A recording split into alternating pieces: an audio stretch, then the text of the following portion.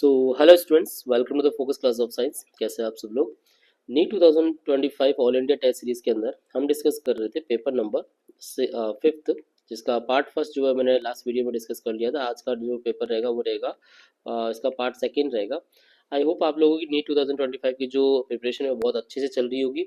आप daily basis पे mock test attempt कर रहे होंगे और ये टेस्ट सीरीज जो है ये बेसिकली इसी के रेस्पेक्ट में आपको हेल्पफुल रहेगी कि जो भी नीट का पेपर होने वाला है वैसा का वैसा नीट का पेपर जो है वो कैसा रहेगा और उसकी अप्रोच क्या होनी चाहिए फिजिक्स के अंदर सॉल्व करने की, वो मैं आपको यहाँ पे कॉन्स्टेंटली बता रहा हूँ। ठीक है, तो जो बच्चे कंटिन्यूस जुड़े हुए हैं उनके लिए बहुत बेनिफिशियल रहा भी होगा, और जो बच्चे अभी नए जुड़ रहे हैं वो आप मेरा लेक्चर जो है वो मेरे यूट्यूब चैनल पर जाके देख सकते हैं। आपको बहुत अच्छे से जो है वो क्वेश्चन समझ में आएंगे और अप्रोच क्लियर होगी यहाँ पे। ठीक है, चलिए सो स्टार्ट करते हैं नेक्स्ट पार्ट से। क्वेश्चन नंबर 21, और क्वेश्चन नंबर 21 है कि that slit of size 0.15 centimeter is placed in 2.1 meter from a screen it by a light of wavelength 5 into 10 की पावर माइनस 5 सेंटीमीटर दे रखा है। ठीक है, बेसिकली आपको हिंदी में भी क्वेश्चन मिल जाएंगे। और अब इस क्वेश्चन को हमें क्या फाइंड करना है, तो width of the central maximum कितना होगा।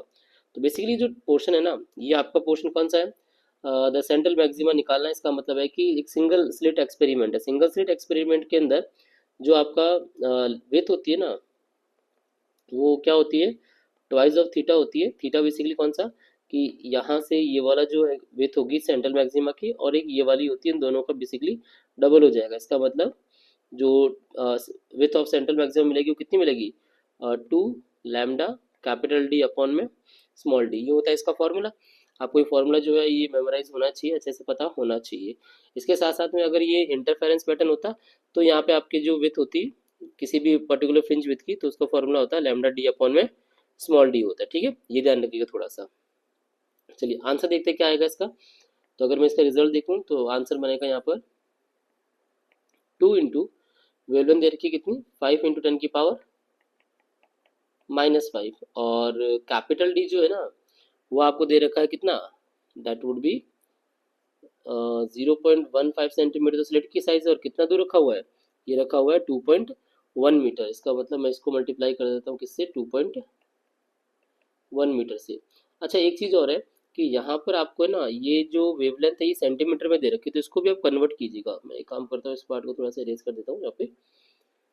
ये देखिए, तो theta is equal to, sorry beta is equal to ये हो जाएगा आपका ट्वाइस ऑफ 5 into 10 की पावर -5 था सेंटीमीटर में, तो मीटर में हो जाएगा कितना, 5 into 10 की power -7 multiply by capital D, that is 2.1 metre, and divide by 0.15 centimetre. इसकी स्लिट की साइज मिल गई। इसको अगर पूरा कैलकुलेट करें तो क्या आंसर आएगा, ये डेसिमल हटने के बाद यहाँ एक और 10 लग जाएगा, दिस वुड बी 3 टाइम, और ये कैंसिल आउट हो जाएगा 7 टाइम, 7 2 हो जाएगा 14, एंड पावर कितनी यहाँ पे बचेगी हमारे पास में, पावर बचेगी आपकी 10 की पावर -6। ठीक है, ये बेसिकली आंसर किस में आ गया, में आ गया, और सॉरी मीटर में आ गया। अब इसको कन्वर्ट करते हैं किसके अंदर, मिलीमीटर के अंदर कन्वर्ट करते हैं। तो मिलीमीटर में कन्वर्ट करने के बाद आपका आंसर क्या हो जाएगा, अच्छा ये 0.15 भी सेंटीमीटर में था, तो ये हो जाएगा 10 की पावर -2। इसका मतलब ये हो जाएगा 10 की पावर-4, एंड आंसर वुड बी 1.4 जो आपका फाइनल आंसर होगा। इसका मतलब ऑप्शन नंबर कौन सा मैच हो रहा है यहाँ पर, ऑप्शन नंबर 3 है जो आपका करेक्ट हो रहा है यहाँ पे। ठीक है, अगले क्वेश्चन में बढ़े। अगला क्वेश्चन भी आपका वेव ऑप्टिक्स का ही है कि यंग डबल स्लिट एक्सपेरिमेंट है, जिसमें दो अलग अलग आपकी स्लिट दे रखी है S1 और S2, और एक एक्सपोजिशन पे आपको यहाँ पे क्या बन रहा है, एक फ्रिंज विथ बन रही है या फ्रिंज बन रही है, जिसकी इंटेंसिटी जो है वो आपको टेबल के हिसाब से यहाँ पे अलग अलग दे रखी है। मैच द फॉलोइंग करना है कि कौन सा इसका ग्राफ जो या टेबल जो है मैच द फॉलोइंग यहाँ पे पॉसिबल हो पाएगा। सबसे पहले चेक करते हैं कि इंटेंसिटी का फॉर्मूला होता है क्या। तो इंटेंसिटी जो होती है वो होती है दैट इज अ 4। अगर आपको दोनों आपके पास में लाइट जो ये आपकी वेव है, इनकी इंटेंसिटी अगर सेम है तो इसका रिजल्ट आता है I is equal to 4I0 cos square 5/2। ठीक है, जिन बच्चों को ये फॉर्मूला क्लियर नहीं है उनको मैं बता देता हूँ कि बेसिकली इंटेंसिटी का जो फॉर्मूला होता है वो ये वाला होता है, I is equal to I1 plus I2 plus 2√I1 I2 cos 5। ये बेसिकली क्या होता है, आपका फॉर्मूला होता है। और इस फॉर्मूले में अगर आपके पास में I1 और I2 की वैल्यू क्या हो, बिल्कुल सेम हो किसके इक्वल टू I0 में, तो ये जो फॉर्मूला है ना, ये फॉर्मूला कुछ इस तरीके से आपका लिखा जाएगा। ये फॉर्मूला जो है, ये मैंने यहाँ पे फॉर्मूला लिखा है, ये आपको यूज करना पड़ेगा। ठीक है, तो इस फॉर्मूले अगर हम देखें तो ये आपका जो फेस डिफरेंस है ना, ये बताएगा कि इंटेंसिटी कितनी होगी यहाँ पे। तो पहले एक एक ऑप्शन में देखिए।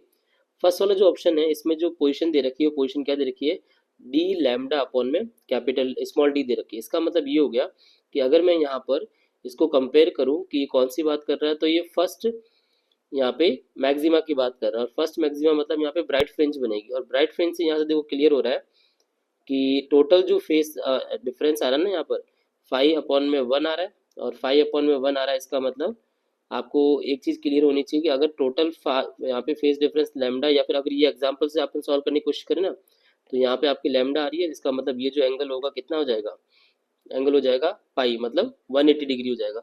और इस फॉर्मूले से अगर हमें सॉल्व करें तो आई इज इक्वल टू कितना आएगा, 4I0 कॉस स्क्वायर और पाई/2, कॉस स्क्वायर पाई/2 हो जाएगा। और कॉस स्क्वायर पाई/2 पे इसकी वैल्यू कितनी हो जाएगी, अच्छा वेट सॉरी, ये अपन पूरा का पूरा लैम्डा ले रहे हैं। लैम्डा पे इसको जो फेस डिफरेंस होगा वो होगा एक्चुअल में आपका 2 पाई होगा। दिस इज द 2 पाई, क्योंकि पूरी जो वेव लेंथ होती है, लाइक जिसको मैं एक डायग्राम से समझाता हूँ कि अगर ये आपका पूरा वेव लेंथ है, तो यहाँ से यहाँ तक की जो डिस्टेंस ये लैम्डा होगी, तो जो फेस डिफरेंस होता है या जो फेस एंगल होता है वो कितना होता है, 2 पाई होता है। इसका मतलब है कि यहाँ पे लैम्डा किसके इक्वल टू हो गया, 2 पाई के इक्वल टू हो गया। तो आई इज इक्वल टू यहाँ कितना मिलेगा, ये 2 पाई, 2 से 2 कैंसिल आउट हो जाएगा, कॉस पाई की वैल्यू -1 होती है, स्क्वायर हो जाएगा +1।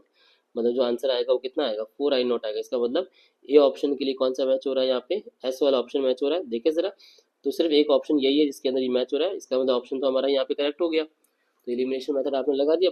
बाकी हम बाकी चीज़ों के लिए भी ट्राई करते हैं। सेकंड वाले में देखेंगे तो आपको क्या मिलेगा, यहाँ पे λ/4 मिल रहा है, और λ/4 का मतलब क्या हो गया, देयर इज अ 2 पाई/4। तो ये रिजल्ट हो गया कितना, ये हो गया आपका दैट वुड बी पाई/2 हो जाएगा यहाँ पर। और पाई/2 अगर मैं फेस डिफरेंस पे वैल्यू पुट करता हूँ तो कितनी आएगी, I is equal to 4I0 cos square, और पाई/2 है, डिवाइड में ऑलरेडी एक 2 है, तो ये हो जाएगा पाई/4। मतलब 4I0 कॉस स्क्वायर पाई/4 की वैल्यू कितनी हो जाएगी आपके पास में, कॉस पाई/4 1/√2, इसका स्क्वायर हो जाएगा 1/2। मतलब जो आंसर आएगा ये कितना आएगा, ये आएगा 2I0। इसका मतलब बी के लिए जो ऑप्शन मैच हो रहा है वो कौन सा हो रहा है, क्यों। देखिए यहाँ पे आपका करेक्ट हो रहा है। इस तरीके से आप क्या कर सकते हैं, आगे की भी चीज़ें वो यहाँ पे सिंप्लीफाई कर सकते हैं। ये दो ऑप्शंस आप एक बार खुद से ट्राई कीजिएगा वेवलेंथ के साथ में, बहुत इजीली आपको ये आंसर मिल जाएगा। चलिए अगले क्वेश्चन आता है, question number 23। There is a electromagnetic wave, electric field intensity due to a bulb of 100 watt at 3 meter distance is capital E। तो इलेक्ट्रिक फील्ड इंटेंसिटी कितनी होगी, अगर पावर बल्ब की पावर कितनी है 50 वाट है, और डिस्टेंस वही है, सेम ही है। तो सबसे पहले समझते हैं कि इलेक्ट्रिक फील्ड और इलेक्ट्रिक फील्ड इंटेंसिटी और एनर्जी के बीच में रिलेशन क्या होता है। बेसिकली जो एनर्जी का जो फॉर्मूला होता है, ये होता है half epsilon not E square. Electrostatic जो एनर्जी होती है, जो स्टोर्ड होती है, उसका फॉर्मूला होता है half epsilon not E square. और एनर्जी का एक और फॉर्मूला भी हम डिफाइन करते हैं, जिसको हम क्या लिखते हैं, पावर इनटू टाइम लिखते हैं। तो इसका मतलब है कि अगर इस फॉर्मूले को मैं इक्वलाइज करूं, तो यहाँ से मुझे ना एक रिलेशन मिल रहा है कि that is a E square directly proportional to किसके आ रहा है, पावर के। मतलब E is that is a root of P हो गया, मतलब पावर के यहाँ पे रूट के डायरेक्टली प्रोपोर्शनल है। अब पहले वाले में क्या बोला हुआ है, 100 वॉट है, तब एनर्जी कितनी थी, ई थी। मतलब ई इज इक्वल टू, जब ये आपका पावर कितना था 100 वॉट था, तब इसकी वैल्यू तो आपको यहाँ पे ई मिल गई। अब उसने सेकंड वाले केस में क्या बोला है, सेकंड वाले केस में जो नई एनर्जी बोली ना, उसमें आपका वैल्यू आ रहा है रूट में 50 आ रहा है। और रूट में 50 जो है वो कितना होता है,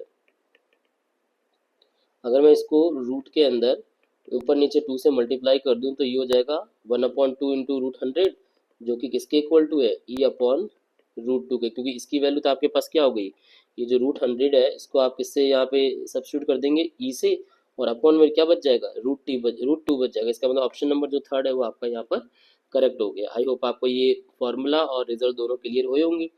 अगले क्वेश्चन में बढ़े।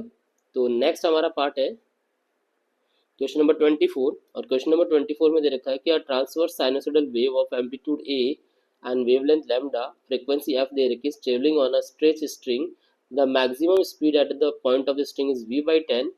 तो इस केस में उसने पूछा कि लैम्डा और एफ की वैल्यू कितनी होगी, ये पूछा गया। देखो अब क्या क्या दे रखा है पहले वो समझते हैं।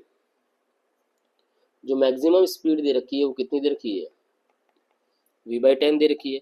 और अगर आपका वेव जो है वो एक पर्टिकुलर स्ट्रिंग में मतलब ट्रांसवर्स साइनसोइडल वेव ट्रेवल करती है, तो इसकी जो स्पीड का फॉर्मूला होता है वो होता है कितना, ए इंटू ओमेगा, ठीक है।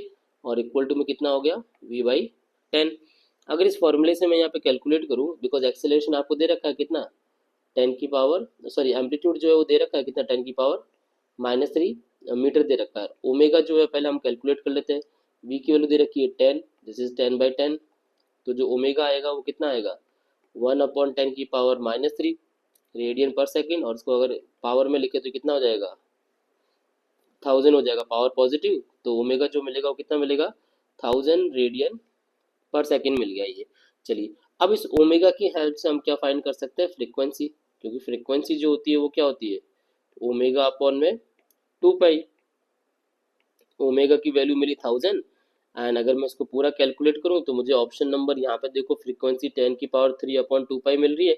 बाकी किसी भी ऑप्शन में जो है ये रिजल्ट आपका यहाँ पे मैच नहीं हो रहा है, इसका मतलब आंसर तो हो गया option number first. But we have to find wavelength also. अब वेवलेंथ कैसे फाइंड करेंगे हम वो समझते हैं यहाँ पे। तो वेवलेंथ बेसिकली क्या होती है, मतलब एक तरीके से डिस्टेंस होती है, डिस्टेंस मतलब वेलोसिटी इंटू में टाइम। तो एक पूरा रोटेशन लेने में वेलोसिटी तो आपको दे रखी है 10, और टाइम के लिए क्या यूज में ले लोगे, 2 पाई अपॉन में ओमेगा यूज में ले लोगे। इसका मतलब आप इस फॉर्मूले को कैलकुलेट कर सकते हैं। तो कितना हो गया, 10 into 2 pi as it is, omega की वैल्यू कितनी हो जाएगी, 1000, एक जीरो से एक जीरो कैंसिल आउट। इसका मतलब ये आंसर कितना आएगा, 2 पाई अपॉन में 100, जो कि 2 पाई इंटू 10 की पावर माइनस कितना हो गया, 2 मीटर जो है वो आपका फाइनल आंसर हो गया। मतलब ये ऑप्शन भी आपका बिल्कुल करेक्ट मैच हो रहा है। आई होप समझ में आया होगा। नेक्स्ट क्वेश्चन में बढ़े।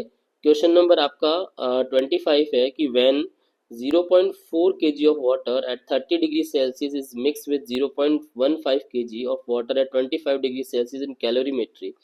देखिए कैलोरीमेट्री का क्या प्रिंसिपल होता है, सबसे पहले तो ये समझते हैं।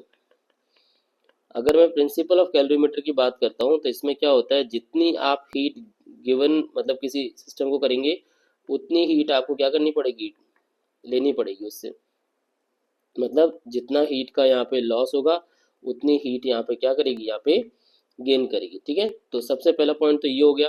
तो इसका मतलब है कि पहले हम समझते हैं कि यहाँ पे हीट लॉस कौन कर रहा है और हीट को गेन कौन कर रहा है। 0.4 kg ये 30 डिग्री सेल्सियस पे है, मिक्स किसके साथ किया, 0.15 kg 25 के साथ। इसका मतलब है कि 0.4 kg वाटर यहाँ पे हीट को क्या करेगा, देगा।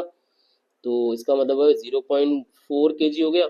अच्छा फॉर्मूला क्या होगा, तो फॉर्मूला होता है mc∆t होता है। हीट का जो फॉर्मूला होता है वो कितना होता है, mc∆t होता है। इसका मतलब है कि 0.4 kg है, वाटर की जो स्पेसिफिक हीट होती है वो होती है 1, और टेम्परेचर का डिफरेंस कितना आ रहा है, देखो 30 डिग्री जो है इन दोनों का जो फाइनल टेम्परेचर हो रहा है वो मिक्सअप कितना हो रहा है, फाइनल टेम्परेचर 27 हो रहा है। इसका मतलब कितने का डिफरेंस आ रहा है, 3 डिग्री का डिफरेंस आ रहा है। इक्वल टू में क्या होगा, जो हीट को गेन कर रहा है, और हीट को गेन कौन कर रहा है, 0.15 kg का जो वाटर है वो, जिसका स्पेसिफिक हीट भी सेम रहेगा। बट यहाँ टेम्परेचर में डिफरेंस कितना आ रहा है, 25 से 27, मतलब 2 डिग्री का डिफरेंस आ रहा है।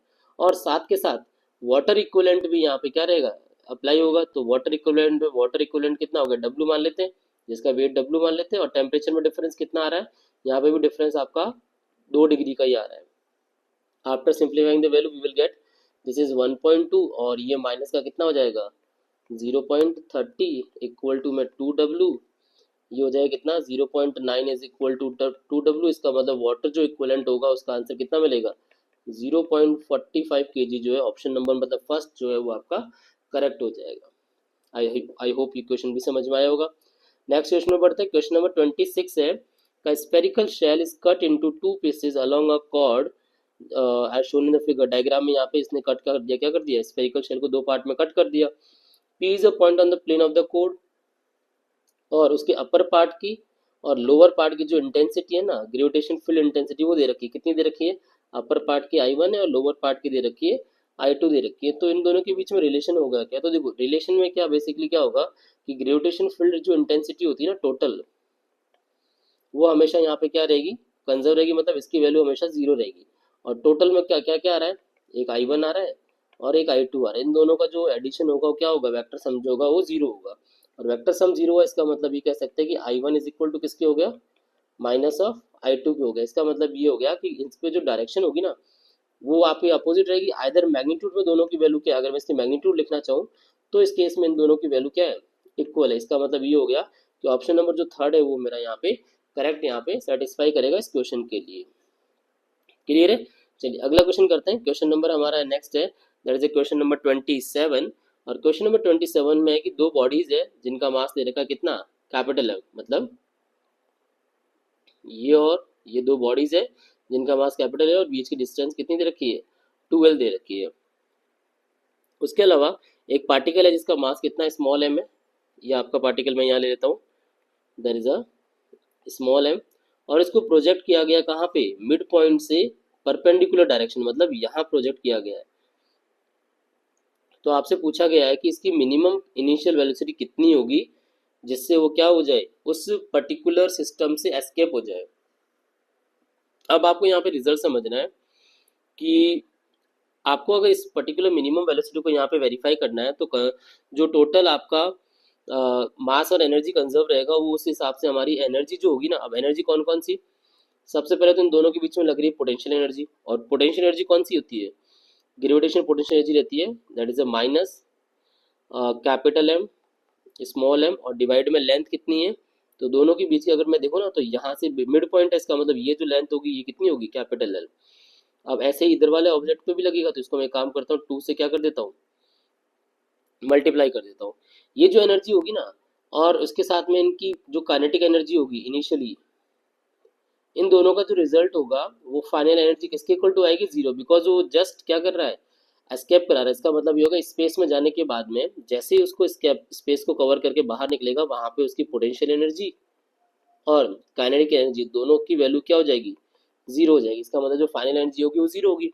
अगर मैं इस फॉर्मूले से कैलकुलेट करूँ तो मुझे क्या रिजल्ट आएगा, ये आंसर मिलेगा half mv² G capital M small M into divide by L multiply by 2। M से एम क्या हो जाएगा, कैंसिल आउट हो जाएगा।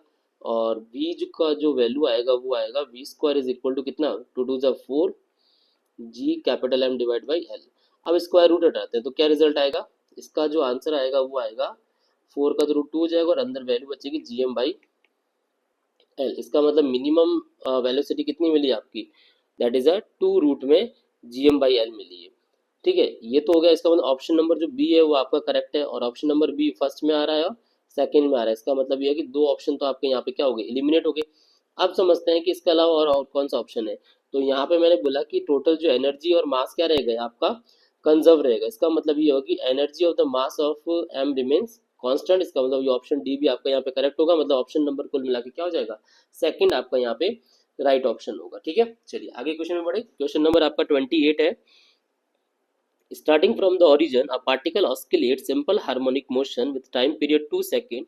At what time will its kinetic energy 75% of total energy? ठीक है, अब देखो क्वेश्चन में हिंट आपको दे दिया कि हिंट क्या मिल गया आपको, कि जो टोटल एनर्जी है ना वो 75% किसकी है, काइनेटिक एनर्जी की। टोटल एनर्जी का फॉर्मूला क्या होता है, हाफ के स्क्वायर। जो ऑस्किलेशन सिंपल एसएचएम के अंदर जो टोटल एनर्जी होती है वो कितनी होती है, हाफ के स्क्वायर होता है। और अगर मैं इसको कैलकुलेट करूं किसके साथ में, काइनेटिक के साथ में, तो काइनेटिक एनर्जी होती है कितनी, 1/2 और दैट इज अ के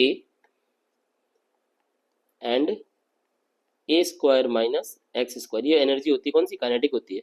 अगर इस फॉर्मूले को मैं यहाँ पे कैलकुलेट करूँ तो कैंसिल आउट हो जाएगा, ये शिफ्ट करूंगा तो हो जाएगा 4a² is equal to 3a², और माइनस में कितना आ जाएगा, माइनस में बचेगा 3x²। तो जो फाइनल रिजल्ट आएगा सॉल्व होके उसमें x की वैल्यू कितनी आ जाएगी हमारे पास में, अगर यहाँ पर 75% है तो x की वैल्यू आ जाएगी, अच्छा मैंने यहाँ पे रिलेशन जो है थोड़ा, क्योंकि आंसर माइनस में आ रहा है, यहाँ एक मिस्टेक कर दी कि 75% ऑफ टोटल एनर्जी दे रखा है, मैंने काइनेटिक एनर्जी ले लिया। अच्छा वेट वेट, इस पार्ट को थोड़ा सा इरेज करते हैं और देखते हैं कि दूसरा आंसर क्या आएगा। इसने बोला है कि जो काइनेटिक एनर्जी है ना that would B 3/4 of total energy, मतलब half k that is a square minus x square is equal to 3/4 half k square. तो हाफ के स्क्वायर तो कैंसिल आउट हो जाएगा, इधर बचेगा a square multiply by 4 minus 4x square equal to में कितना 3a square. तो यहाँ से आपके पास में 4x स्क्वायर की वैल्यू कितनी मिल जाएगी ए स्क्वायर, तो x की वैल्यू कितनी होगी that would be A square by 4। मतलब after calculating the value we will get as a x is equal to कितना a/√2। इसका मतलब जो डिस्प्लेसमेंट उस पर्टिकुलर टाइम पे होगा ना वो कितना होगा a/√2 होगा। और इसकी हेल्प से हम क्या पता लगा सकते हैं कि वो टाइम होगा कितना। तो एक काम करते हैं कि डिस्प्लेसमेंट की जो इक्वेशन है ये हम क्या होती है that is a sin omega t होती है। इसको अगर मैं इस इक्वेशन से कंपेयर करूं a से कैंसिल आउट हो जाएगा, साइन में 1/√2 कब होता है जब एंगल किसके इक्वल टू होगा π/4 के। तो यहाँ से t का रिजल्ट आ जाएगा, t का रिजल्ट कितना आएगा π/4 अपॉन में ओमेगा, और ओमेगा कितना लिखा जाता है 2π मल्टीप्लाई t। पाई से पाई कैंसिल आउट। अच्छा t कितना दे रखा है वो देखिए, तो t की वैल्यू दे रखी है आपको 2 सेकेंड दे रखी है, और 2 सेकेंड है, इसका मतलब ये रिजल्ट जो आएगा वो कितना आ जाएगा हमारे पास में दिस इज द अच्छा वेट एक और मिस्टेक हुई है यहाँ पर, यहाँ जो वैल्यू आएगी आएगी आपकी a/2 आएगी, दिस इज द a/2 आएगी। तो इसका मतलब ये जो एंगल आंसर आएगा ये आपका होगा ये a/2 होगा, और ये जो रिजल्ट आएगा ये आएगा 1/2 कब होता है 30 डिग्री मतलब π/6 पे, ये π/6 हो जाएगा। तो आंसर कितना आ जाएगा t/12 आ जाएगा। और t हमने क्वेश्चन में कितना ले रखा है 2 सेकेंड, तो 2/12 इसका मतलब जो फाइनल टाइम पीरियड आएगा वो कितना आएगा 1/6 सेकेंड आएगा। इसका मतलब ऑप्शन नंबर कौन सा मैच हो रहा है, ऑप्शन नंबर आपका फोर्थ मैच हो रहा है। थोड़ा सा कैलकुलेटिव क्वेश्चन था, बट आपको इसमें एक चीज़ ध्यान रखनी है कि सिली मिस्टेक से बचना है, क्योंकि कई बार जो ऑप्शन जो है ना वो वैसे रहेंगे बट आप गलती जो है वो क्या कर देंगे कि कहीं पे आप अगर स्क्वायर या रूट वगैरह दे रहे हैं ना तो वहाँ मिस्टेक हो जाती है, थोड़ा सा इस चीज़ का ध्यान रखिएगा। अगले क्वेश्चन नंबर क्वेश्चन नंबर 29 है, in a certain system of unit कोन यूनिट ऑफ मास दे रखा है 50 ग्राम, लेंथ दे रखी है 10 सेंटीमीटर और टाइम दे रखा है 5 सेकंड। तो एक यूनिट प्रेशर किसके इक्वल टू होगा। तो बेसिकली ये जो कॉन्सेप्ट है ना ये कॉन्सेप्ट है हमारा कौन सा हिंदी वाले क्वेश्चन भी देख लीजिए आप, जिन्होंने इसमें दे रखा है कि जो बेसिकली द्रव्यमान है 50 ग्राम है, लंबाई 10 सेंटीमीटर है और टाइम 5 सेकंड है। तो इस केस के अंदर जो इकाई दाब होगा वो किसके इक्वल टू होगा ये पूछा गया है। तो हम क्या करते हैं यहाँ पर फिजिकल क्वांटिटी जो है वो यहाँ पे इक्वलाइज कर देते हैं, मतलब N1 U1 जो है ना वो N2 U2 के इक्वल टू कर देते हैं। अब आपसे क्वेश्चन में पूछा क्या है, आपसे क्वेश्चन में पूछा है कि N2 कितना होगा, मतलब ये वाली यूनिट कितनी होगी। तो हम एक काम करते हैं N1 को किससे डिवाइड कर देते हैं U1 अपॉन U2 से। N1 कितना दे रखा है 1 यूनिट है, इसका मतलब है कि आपको यहाँ पे डायमेंशन कंपेयर करनी है किसकी प्रेशर की डायमेंशन कंपेयर करनी है। प्रेशर के डायमेंशन होता है क्या है, तो प्रेशर का जो डायमेंशन होता है वो होता है आपका M1 L-1 और T-2। ये डायमेंशन जो फॉर्मूला है ये आपको पता होना चाहिए। इसका मतलब है कि हम क्या करते हैं यहाँ पर दोनों की डायमेंशन कंपेयर कर लेते हैं, और डायमेंशन कितनी होगी एक काम करते हैं इस रिजल्ट को मैं यहाँ पे कर लेता हूँ कि अगर आपको N2 निकालना है N1 दे रखा है 1। अब सबसे पहले करते हैं मास का डायमेंशन। मास का डायमेंशन कितना दे रखा है 50 ग्राम है, और ये 50 जो ग्राम है ना ये एक्चुअल जो 1 यूनिट मास है वो कितना होगा आपका 1000 ग्राम हो जाएगा। ऐसे ही लेंथ जो है वो कितनी दे रखी है 10 सेंटीमीटर, और वैसे तो जो कंप्लीट लेंथ होगी वो 1 मीटर मतलब 100 सेंटीमीटर होगी। ये सेंटीमीटर में हमने कंपेयर कर लिया। तीसरा जो कंपैरिजन होगा वो किसके बीच में होगा टाइम के बीच में। तो टाइम यहाँ पे 5 सेकंड है, और वैसे जो जनरली हमारा टाइम पीरियड रहता है वो 1 सेकंड रहता है। यहाँ पावर कितनी होगी -2। After calculating the value we will get, ये कैंसिल आउट हो जाएगा तो यहाँ मिल गया 1/20, ये कैंसिल आउट यहाँ मिल गया 1/10, और यहाँ मिल जाएगा कितना 5 की पावर -2 जो कि कितना होता है ये होता है 1/200, और ये हो जाएगा 25। इसका मतलब जो रिजल्ट आएगा वो हमारा कितना आएगा। अच्छा यहाँ 10 की पावर भी कितनी है -1 है, इसका मतलब ये 10 जो है ये आपका ऊपर शिफ्ट हो जाएगा, ये आपका जो 10 का रिजल्ट है ये ऊपर शिफ्ट हो जाएगा। तो 10/20 multiply by 25 and we will get answer is 1/50 answer. इसका मतलब 1/50 पास्कल जो है आप यहाँ पे इक्वलाइज कर सकते हैं। आई थिंक आपको ये वाला पोर्शन समझ में आया होगा। क्वेश्चन नंबर 30 में बढ़ते हैं कि क्वेश्चन नंबर 30 दे रखा है uniform rod of mass m length l hinged at point A point से हिंज कर रखा है अपन ने। तो आपसे पूछा गया है क्या कि अगर जस्ट रॉड को रिलीज करोगे तो इसमें एक्सेलरेशन क्या, एंगुलर और लीनियर एक्सेलरेशन कितना होगा, ये पूछा गया है। देखो ये क्वेश्चन जो है ना, ये इससे पहले भी मैंने एक लेक्चर के अंदर यहाँ पे अपलोड कर रखा है। आपको यहाँ पे ये क्लियर होना चाहिए कि इस हिंज का जो बेसिकली रोटेशन में टॉर्क लगेगा ना, अब टॉर्क कितना लगेगा, tau is equal to I into में एल्फा लगेगा। यहाँ पे टाउ जो होगा ये आपका कौन सा हो जाएगा, इसका सेंटर ऑफ मास का वेट, जो कि कितना होगा mg, और ये कितना दूर लग रहा है, ये लग रहा है आपका l/2 डिस्टेंस में, क्यों, बिकॉज पूरी रॉड की लेंथ तो l है। तो यहाँ पे जो टॉर्क हो जाएगा ये हो जाएगा फोर्स इनटू में डिस्प्लेसमेंट। मोमेंट ऑफ इनर्शिया कितना होगा रॉड का, तो मोमेंट ऑफ इनर्शिया जो है वो रॉड का अगर हम मिड पॉइंट से देखते हैं तो कितना आएगा, ml²/3 आएगा। मल्टीप्लाई बाई किससे करते हैं अपन, अल्फा से। सारी चीज़ें यहाँ पे कैंसिल आउट होने के बाद यहाँ पे अल्फा का रिजल्ट कितना मिलेगा, 3g/12 मिलेगा। और ये जो 3g/12 आए ना, ये सिर्फ नॉट इवन सी पॉइंट पे है, ये बी पे भी यही रहेगा। इसका मतलब एंगुलर एक्सेलरेशन जो है ना, इसका दोनों पॉइंट पे क्या रहेगा, सी पे और बी पे सेम रहेगा। इसका मतलब ये हो गया कि सी और बी के लिए जो एक ही कॉमन आंसर होगा, और कॉमन आंसर कौन सा होगा, ऑप्शन नंबर ये जो क्यू है ना, ये होगा। इसका मतलब वो ये हो गया, ए के लिए भी क्यू होगा और बी के लिए भी क्या होगा, क्यू होगा। मतलब ऑप्शन नंबर जो सेकंड है वो आपका करेक्ट हो गया। अदर बाकी चीजें भी आप निकाल सकते हैं, जैसे आपको सी पे एक्सेलेरेशन निकालना है, तो एक्सेलेरेशन आप कैसे निकालेंगे, इस फॉर्मूले की हेल्प से निकाल सकते हैं। अल्फा इंटू में आर, अल्फा गिवन है और आर का मतलब हो गया डिस्टेंस। आप मुझे बताइए सी पे और बी पे जो आपको एक्सेलेरेशन मिल रहा है वो कितना हुआ, और कौन सा ऑप्शन आपका यहाँ पे, ये जो ऑप्शन बी है ये करेक्ट है या नहीं है, ये मुझे आगे वेरीफाई कीजिएगा, ठीक है। चलिए हम बढ़ते हैं अगले क्वेश्चन में। क्वेश्चन नंबर 31 है, a circular platform of moment of inertia कितना दे रखा है, 100 kg मीटर स्क्वायर। आपको मोमेंट ऑफ इनर्शिया गिवन है उस पर्टिकुलर ऑब्जेक्ट का, कितना दे रखा है moment of inertia, 100 kg metre square. और एक बॉय है जो कितना दूर खड़ा है, 20 kg का बॉय है जो मतलब सेंटर पे खड़ा है, और कितने टाइम के लिए रोटेट हो रहा है, 10 सेकंड के लिए। और उसके बाद में वो यहाँ से वॉक होकर कितना दूर चला जाता है, 2 मीटर। अब इसको डायग्राम से समझते हैं। ये समझ लीजिए कुछ इस तरीके से है कि यहाँ एक सेंटर पे पहले बॉय खड़ा था ये वाला, और ये रोटेट हो रहा है। अब ये बॉय है ना, ये आपका इस डिस्क के अंदर सेंटर से 2 मीटर दूर जाके यहाँ खड़ा हो गया।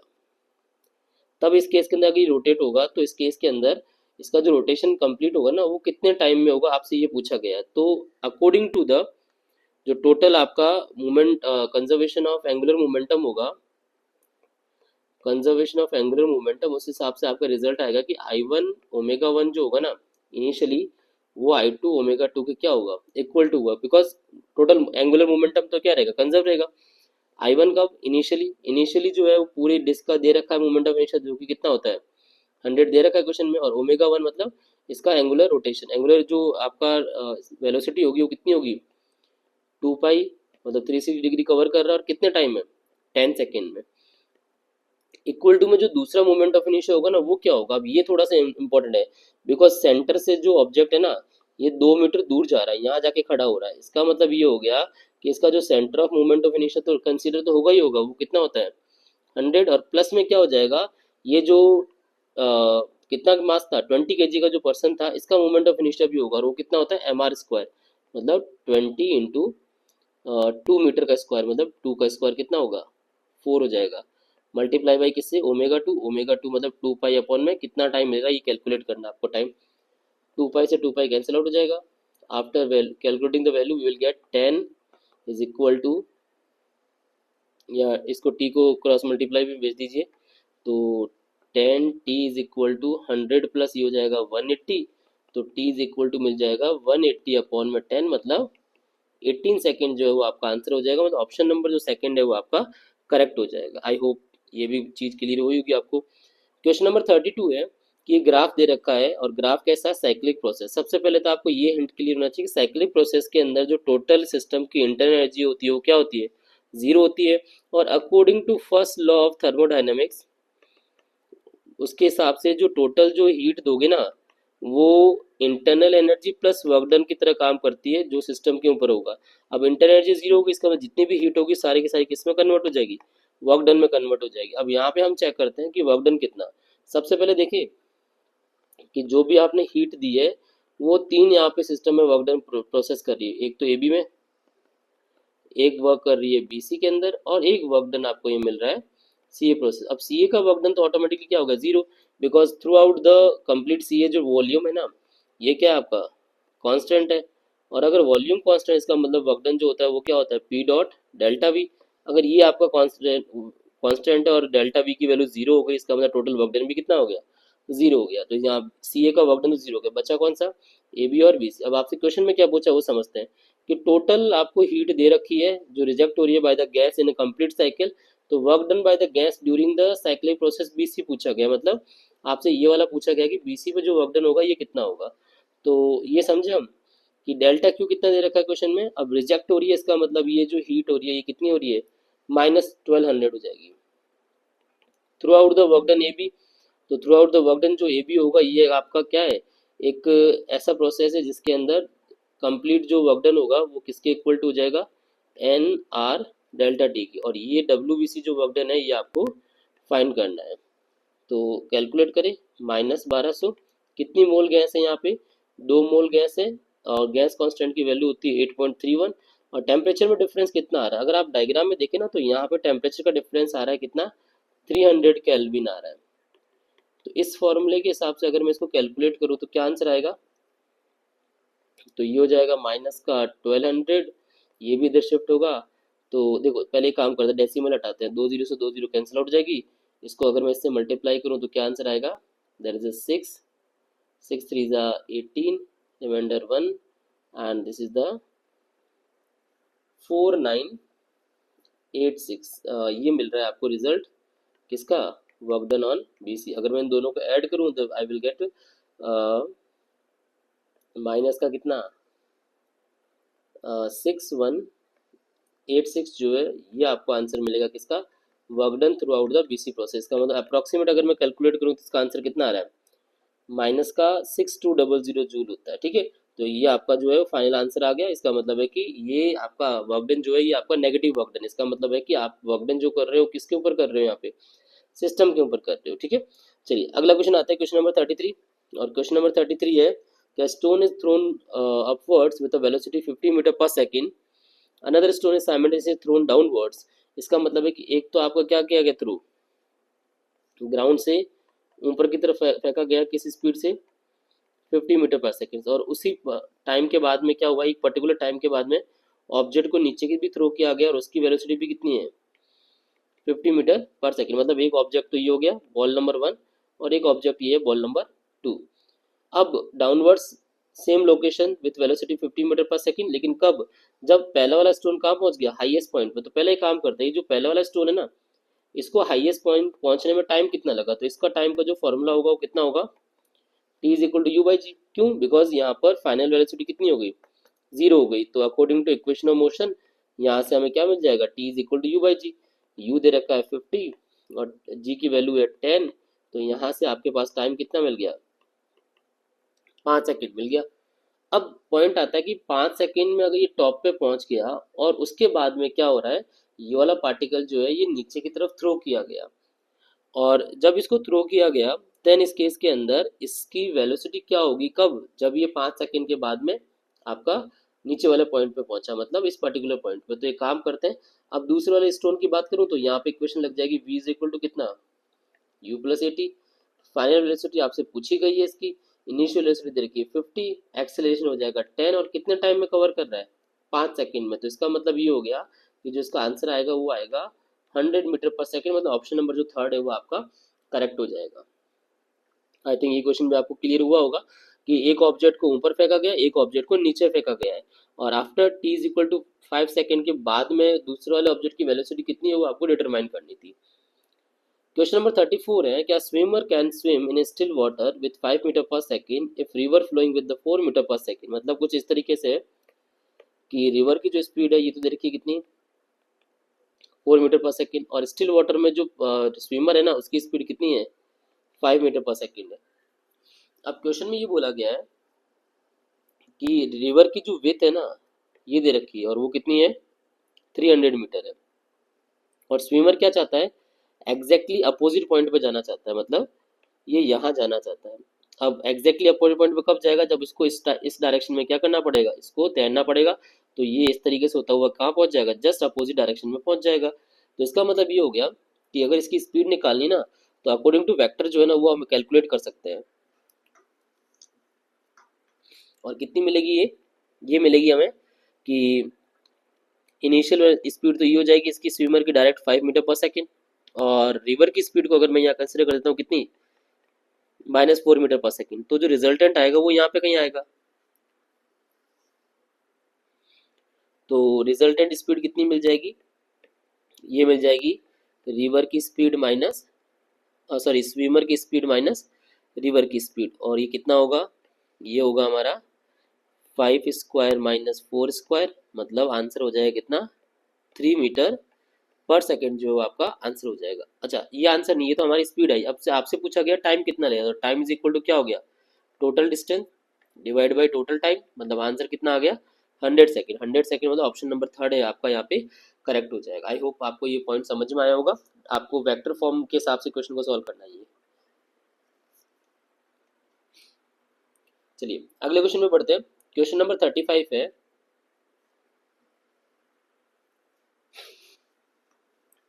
that a string just breaks under a load 50 kg, a mass of 1 kg is attached to the one end of a string 10 metre long है और ये हॉरिजॉन्टल सर्कल में रोटेट कर रहा है, तो कितने नंबर ऑफ रेवोल्यूशन लेगा ये विदाउट ब्रेकिंग द स्ट्रिंग। तो देखिए अगर ये मैं इस डायग्राम को यहाँ पे क्या देखूँ तो इस स्ट्रिंग के अंदर जब ये रोटेट करेगा तो यहाँ पे एक टेंशन लगेगी मैक्सिमम टेंशन, और ये मैक्सिमम टेंशन किसके इक्वल टू होगी, अब देखिए सर्कुलर रोटेट कर रहा है, इसका मतलब इसके आउट डायरेक्शन में क्या लग रहा है, सेंटीपिटल फोर्स लग रहा है।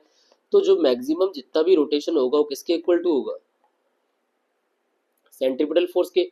और ये मैक्सिमम टेंशन कितनी होगी, सेंट्रीपिटल फोर्स का फॉर्मूला क्या होगा, एम ओमेगा स्क्वायर आर होता है। आर का काम यहाँ पे कौन कर रहा है, कैपिटल एल कर रहा है। तो इसको कैलकुलेट करें। देखिए हमें यह पूछा गया कि नंबर ऑफ रेवोल्यूशन, इसका मतलब इनडायरेक्टली आपसे क्या पूछा गया है, फ्रीक्वेंसी पूछी गई है। तो हम एक काम करते हैं, इस ओमेगा के फॉर्मूले को यहाँ पे थोड़ा सा चेंज कर देते हैं। कैसे, एम ये लिख दिया जाएगा 2 पाई एफ इसका whole square multiply by L. तो इससे जो आपका आंसर आएगा वो कितना आएगा, T is equal to M, ये हो जाएगा 4 pi F square multiply by L. तो एफ स्क्वायर जो आएगा वो कितना होगा, T divide by 4 pi square and ये हो जाएगा आपका एम इधर हो जाएगा और एल इधर आ जाएगा। चलिए अब वैल्यू पुट कर रहे हैं क्योंकि थोड़ा सा कैलकुलेटिव इक्वेशन है आपका, कैलकुलेशन आपको इसके अंदर करनी पड़ेगी।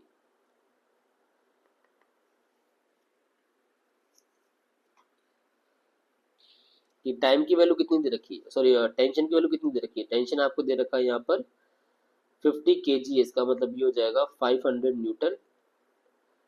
इस रिजल्ट को ऐसे रहने देता हूँ 4 पाई स्क्वायर, इसको कैलकुलेट नहीं कर रहा हूँ। एम कितना दे रखा है आपका ऑब्जेक्ट का, कुछ जो छोटे से मास का है जो ऑब्जेक्ट है वो दे रखा है आपको कितना 1 kg, और एल की वैल्यू कितनी दे रखी है 10 मीटर। इसको कैलकुलेट करें तो क्या आंसर आएगा, F square is equal to 54 pi square, और अगर मैं स्क्वायर हटाता हूँ तो आंसर क्या होगा, ये होगा √50/2 पाई, जो कि ऑप्शन में दे रखा है। कौन सा ऑप्शन मैच हो रहा है, ऑप्शन नंबर सेकंड यहाँ पे करेक्टली मैच हो रहा है। चलिए अगले क्वेश्चन में आते हैं। क्वेश्चन नंबर 36 है, आप एक बार खुद से रीड कीजिए कि इन a resonance tube experiment, two consecutive resonance are observed when the length of the air column are 16 cm and 49 cm. Tuning fork कितना दे रखा है 500 हर्ट्ज। तो कॉन्सेप्ट समझे पहले इसका। कॉन्सेप्ट क्या होता है कि अगर आपके पास में दो कॉन्जिक्यूटिव रेजोनेंस होती है ना, तो उनका जो लेंथ का डिफरेंस होता है ना, that would be equal to the half of the wavelength होता है। तो इसका मतलब है कि इसकी हेल्प से हम पहले वेवलेंथ निकाल ले। वेवलेंथ कितनी होगी, तो लैम्डा इज इक्वल टू हो जाएगा 2, दोनों के बीच का डिफरेंस कितना हुआ 49 minus 16, lambda is equal to 2 into में 33 हो गया, जो कि आंसर कितना मिल गया 66 आ गया। तो ये तो हमें क्या मिल गई, वेवलेंथ मिल गई। 66 किस में, सेंटीमीटर में मिली है। अब हमें स्पीड निकालनी है, तो स्पीड का क्या फॉर्मूला होता है, तो स्पीड जो होता है वो होता है बेसिकली वेवलेंथ इंटू फ्रीक्वेंसी। तो वेवलेंथ दे रखा है 66 सेंटीमीटर, तो मीटर में हो जाएगा 66/100, और फ्रीक्वेंसी कितनी दे रखी है 500 हर्ट्ज। तो after calculating the value we will get the answer as a 330 metre पर सेकंड, मतलब ऑप्शन नंबर जो थर्ड है वो आपका करेक्ट यहाँ पे मैच हो जाएगा। क्लियर है ये? चलिए क्वेश्चन नंबर 37 है that if work done by the force depends on the path when the force is said to be non conservative।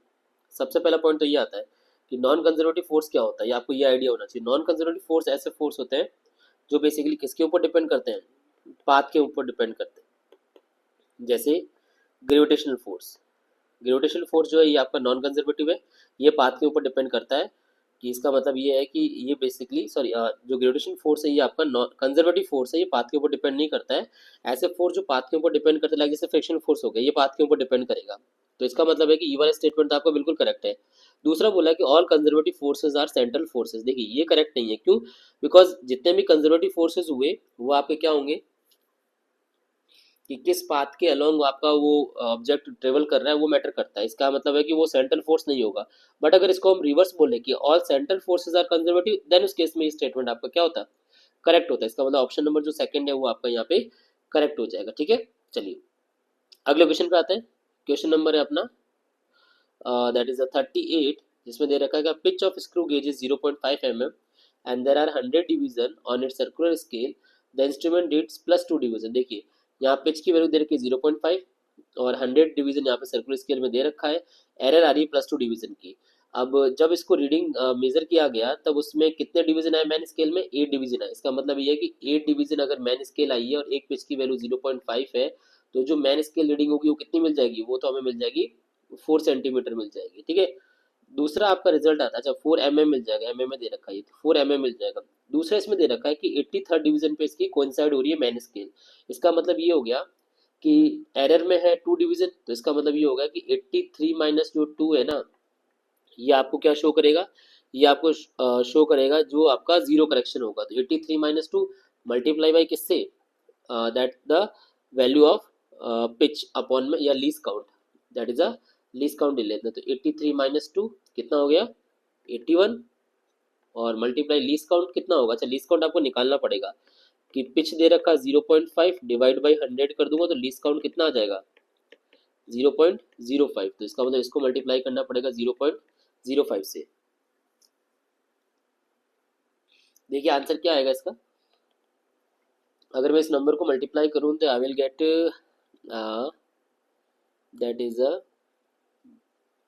0.2 decimal, यहाँ 3 डेसिमल हटा देता हूँ तो ये हो जाएगा कितना 5405, मतलब 0.405। इसका मतलब है कि 4 में अगर 0.405 ऐड करो तो ऑप्शन नंबर जो सेकंड है वो आपका यहाँ पे करेक्टली मैच हो रहा है। ठीक है, तो आपको इसमें रिजल्ट क्लियर होना चाहिए कि लीस्ट काउंट अगर स्क्रू गेज में करते हो तो main scale reading plus circular scale reading आपको पता होनी चाहिए। मैन स्केल रीडिंग जो है वो आपको दे रखी है 4 और सर्कुलर स्केल में आपको क्या करना था कि जितने नंबर ऑफ करेक्शंस हो रहे हैं मल्टीप्लाई किससे कर दोगे, उसके लीस्ट काउंट से यहाँ पे कैलकुलेट कर दोगे। क्लियर है ये?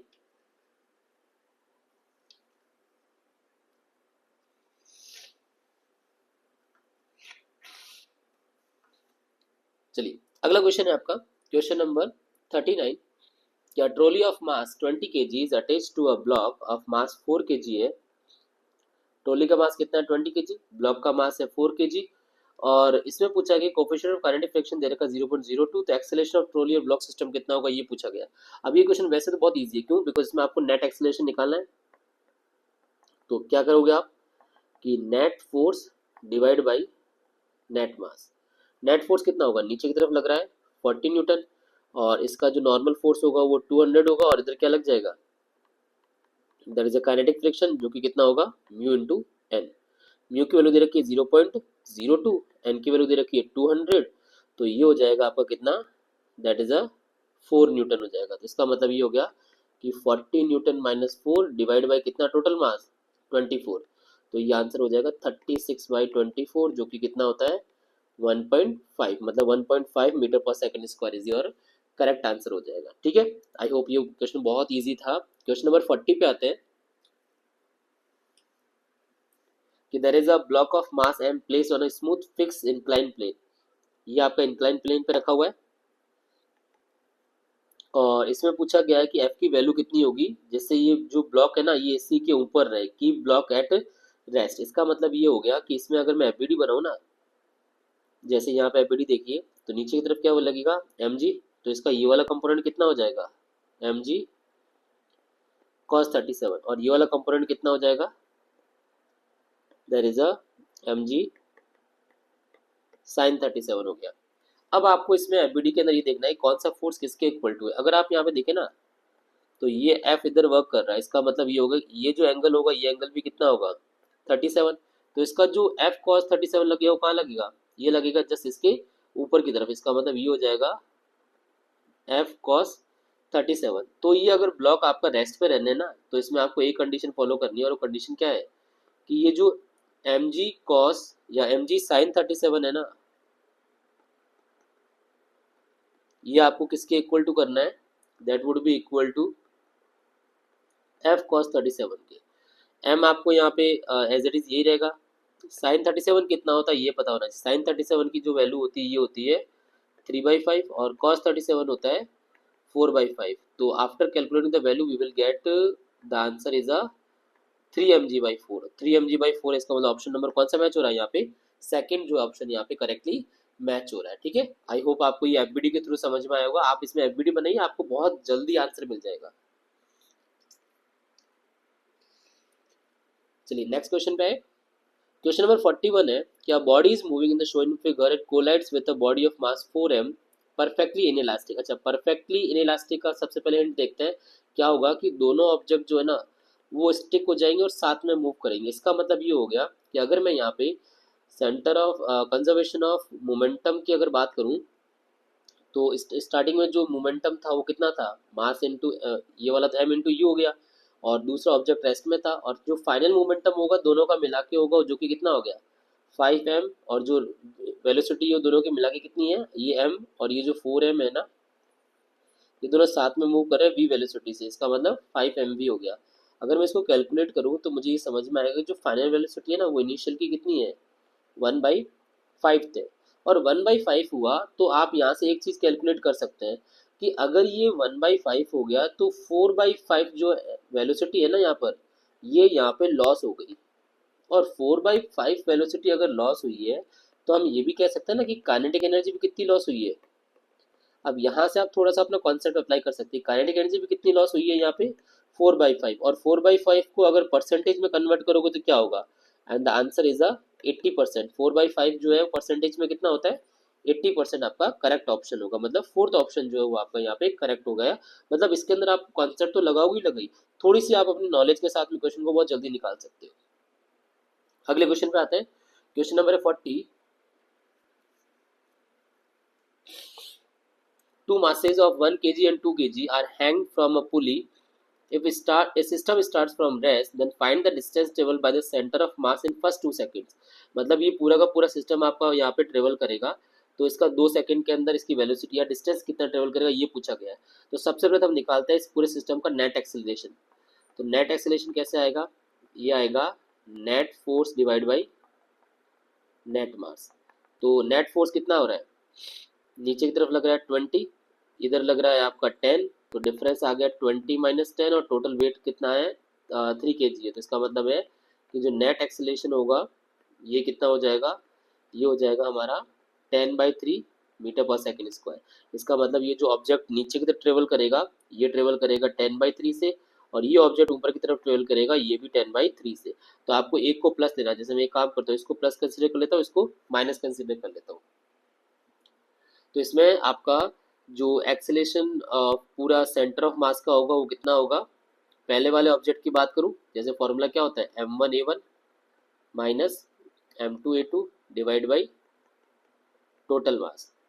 तो m1 कितना है आपके पास में 2 multiply by 10/3 minus 1 multiply by 10/3, और डिवाइड में टोटल मास कितना हो गया 3, और after calculating value we will get the centre of mass का जो एक्सेलरेशन होगा कितना होगा 10/9 हो जाएगा। और अगर 10/9 हुआ है इसका मतलब ये हो गया कि पूरा का पूरा जो सिस्टम है ना इस एक्सेलरेशन से ऊपर चल रहा है। और अब आपको क्या निकालना है, velocity after 2 second, initially object rest पे था, इसका मतलब v इज इक्वल टू कौन से फॉर्मूले से u प्लस 80 से, ये हो गया 0, एक्सेलरेशन की वैल्यू आ गई 10/9, और कितने टाइम में पूछा गया है कि 2 सेकंड में बताओ, तो आंसर कितना हो जाएगा, द आंसर वुड बी 20/9। मतलब फर्स्ट ऑप्शन जो आपका करेक्ट हो जाएगा। सॉरी, आपसे यहाँ पे डिस्टेंस पूछा है। Wait wait wait wait wait wait after 2 second जो है ना डिस्टेंस पूछा है, तो डिस्टेंस पूछा है, इसका मतलब आप अप्लाई कीजिए एस इज इक्वल टू क्या, हाफ ए टी स्क्वायर।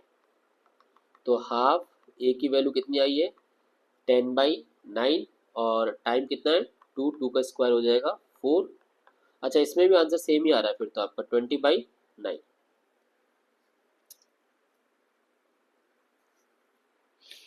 तो ऑप्शन नंबर जो फर्स्ट है वो आपका करेक्ट हो जाएगा। चलिए अगले क्वेश्चन पे आते हैं। क्वेश्चन नंबर 43 है कि that in a Searle's experiment vertical steel wire of diameter दे रखा 25, लेंथ दे रखी 3.14 metre, supports a weight of 8000 kg। तो इसमें लेंथ में कितना चेंज होगा, देखिए एक्सपेरिमेंट बेसिकली क्या है, यंग मॉडल से रिलेटेड, कि जितना आपका स्ट्रेस आ रहा है, मतलब force upon area divide by change in length upon original length. तो अगर इस फॉर्मूले को कैलकुलेट करो तो क्या आंसर आएगा, मतलब F upon A multiply delta L upon L. अब आपसे पूछा है कि लेंथ में चेंज कितना हो रहा है, तो इस फॉर्मूले को अपन यहाँ पे देखें कि डेल्टा एल क्या बनेगा, delta L is equal to F force into area into L and divide by, अच्छा सॉरी, यंग मॉडल्स के साथ देखना है, ये हो जाएगा Young modulus into area into L divide by किससे करोगे, 4 से कर दोगे। चलिए वैल्यू पुट करते हैं एक बार। यंग मॉडुलस कितना दे रखा है, 2 × 10⁻11। एरिया कितना दे रखा है, अच्छा एरिया आपको कैलकुलेट करना है, डायमीटर दे रखा है 25 सेंटीमीटर। तो एक बार एरिया कैलकुलेट करें अपन कितना होगा, क्योंकि ये थोड़ा सा आपका कैलकुलेटिव होगा।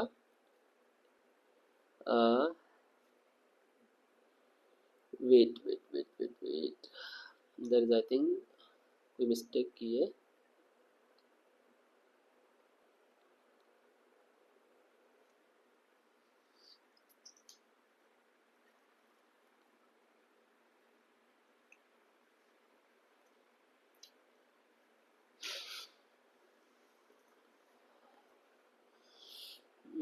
एक काम करते हैं, इसको थोड़ा सा चेंज करते हैं।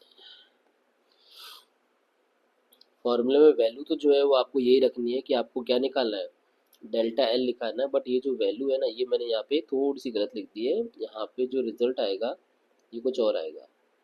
ये रिजल्ट आएगा आपका एफ अपॉन ए, और एल ऊपर जाएगा, डेल्टा एल नीचे शिफ्ट होगा। इसका मतलब जो डेल्टा एल का फॉर्मूला आएगा ना, वो आएगा कितना, force into length divide by young modulus into area. तो रिजल्ट कितना आ गया ये वाला, फोर्स तो हो गया कितना, एम जी 8000 kg है, तो ये हो जाएगा 8000 इंटू 10।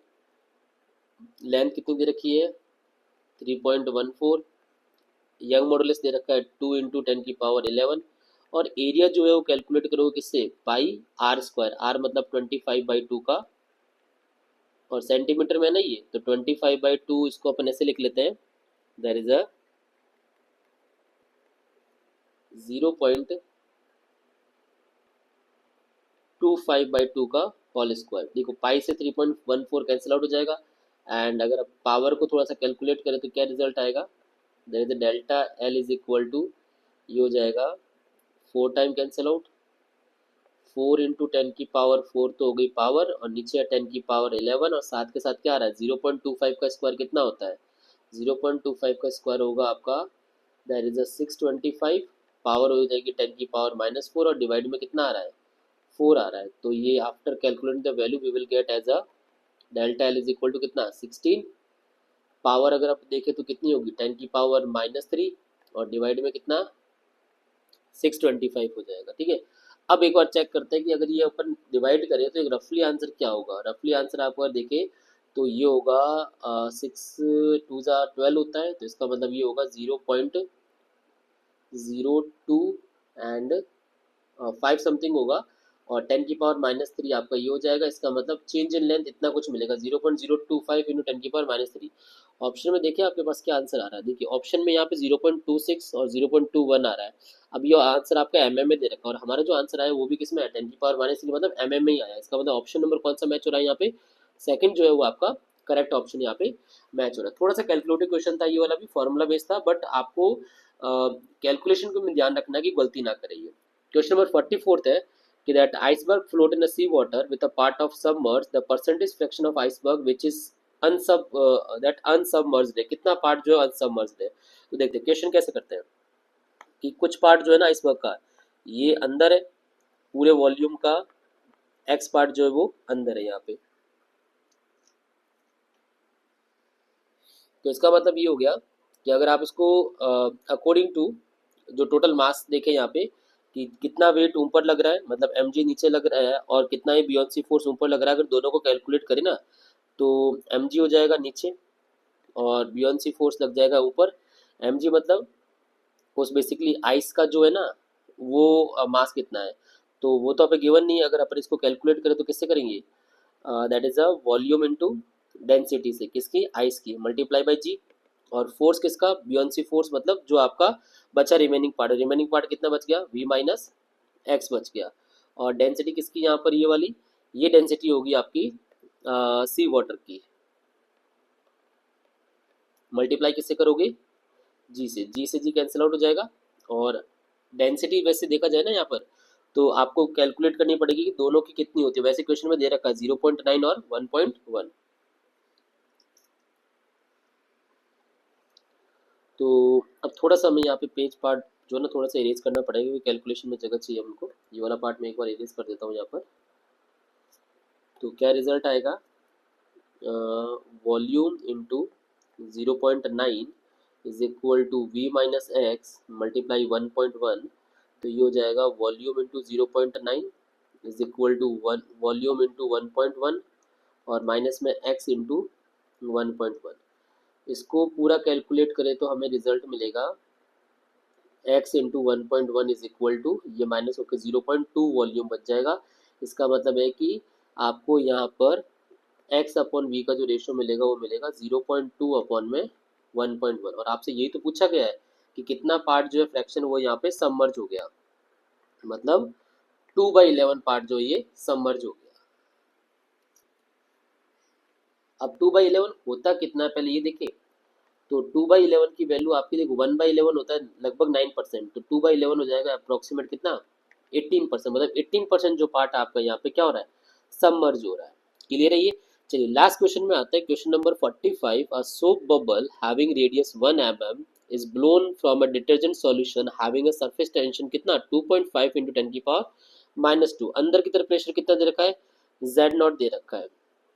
तो इस Z0 की वैल्यू पूछी गई है। तो आपको देखो इस क्वेश्चन में क्या करना है, इस क्वेश्चन में आपको सिंपल सा एक कैलकुलेशन खुद से आप ट्राई कीजिएगा कि जितना आपका सोप बबल का इंटरनल प्रेशर होगा जिसका फॉर्मूला क्या होता है 4T/R होता है, वो किसके इक्वल टू होगा, वो इक्वल टू होगा गॉस प्रेशर के। और H की जगह यहाँ पे क्या रखना है आपको, Z0 रखना है। और इस फॉर्मूले के हिसाब से आपको क्या बात फाइंड करना है, Z0। इसकी वैल्यू जो है वो आप मुझे कैलकुलेट करके बताएंगे। फॉर्मूला मैंने आपको क्लियर कर दिया है, ऑप्शन के साथ में मुझे आंसर बताइएगा इसका आंसर क्या आ सकता है। ठीक है, ये मैंने जो है वो आज की क्लास के अंदर टोटल 45 क्वेश्चन जो है वो डिस्कस किए हैं। थोड़ा सा सेशन आपका लंबा हो गया बट इसके जो क्वेश्चन थे थोड़े से लेंथी भी थे और कैलकुलेटिव भी थे। ठीक है, कोशिश कीजिए कि ऐसे क्वेश्चंस को और आप रिपीट में कंप्लीट सॉल्व करते हुए चले और पहले खुद से ट्राई कीजिए। ठीक है, चलिए अगले लेक्चर में हम लेके आएंगे हमारा ऑल इंडिया ओपन टेस्ट जो रहेगा, जिसके अंदर मोस्टली जो नीट में आने वाले क्वेश्चंस होंगे वो हम डिस्कस करेंगे। और वो एक ऐसा पेपर होगा जिसके चांसेस बहुत ज़्यादा होंगे नीट के अंदर रिपीट होने के। ठीक है, चलिए मिलते हैं अगली क्लास में, तब तक आप अपनी प्रैक्टिस को कंटिन्यू कीजिए। Thank you so much.